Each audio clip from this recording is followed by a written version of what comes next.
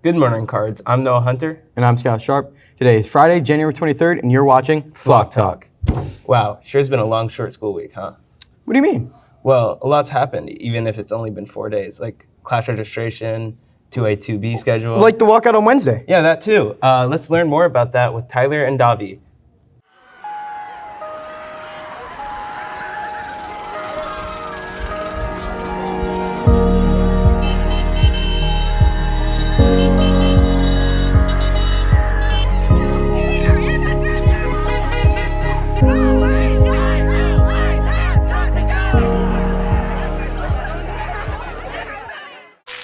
You may be asking yourself, why? And how is something like this organized? Well, meet Lily Nichols, a senior here at Thomas Worthington High School. She's the one behind the original idea for the walkout. Like, why I wanted to start this was because the family we were helping out got deported. And then I saw all, like, the other schools doing walkouts, and I was like, wow, Thomas should do something like that. You may have seen this image floating around on social media. Well, this was her.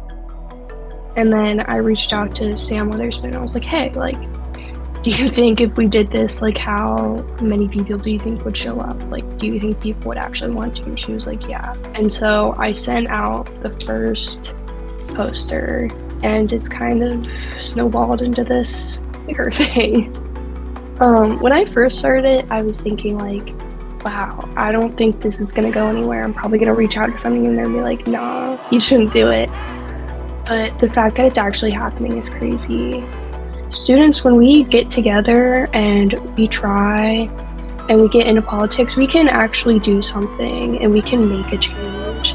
And I think that's really important for a lot of people to know. What is your name? Ava Utter. Why are you here today?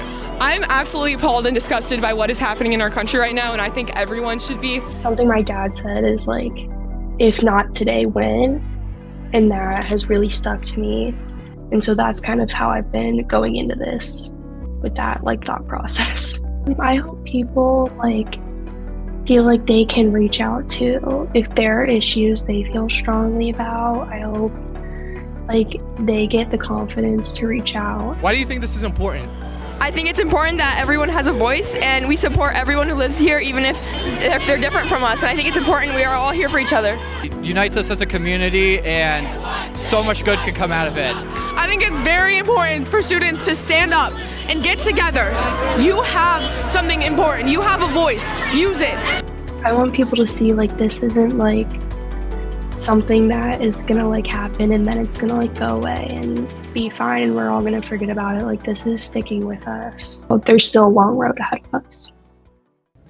Wow, it's nice to see people come together and use their First Amendment like that. Yeah, but you're telling me we actually reported news? Yeah, dude.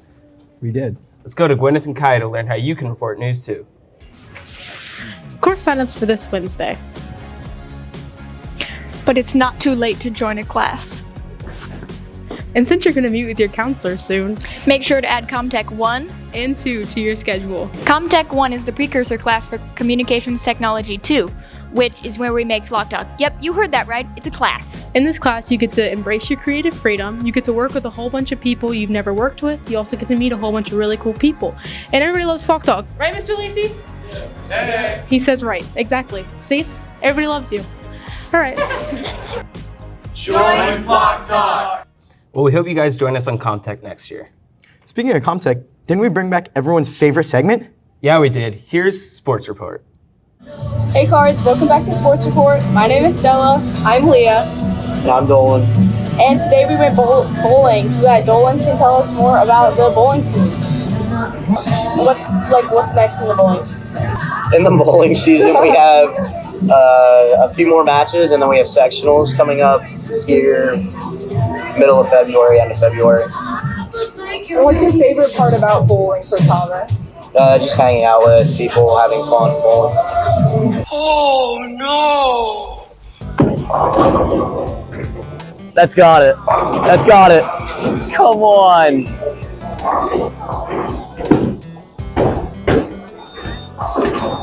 Are we serious? What are we doing? That curve got me, I swear. Oh no. Oh no. Did you just granny roll it straight into the gutter?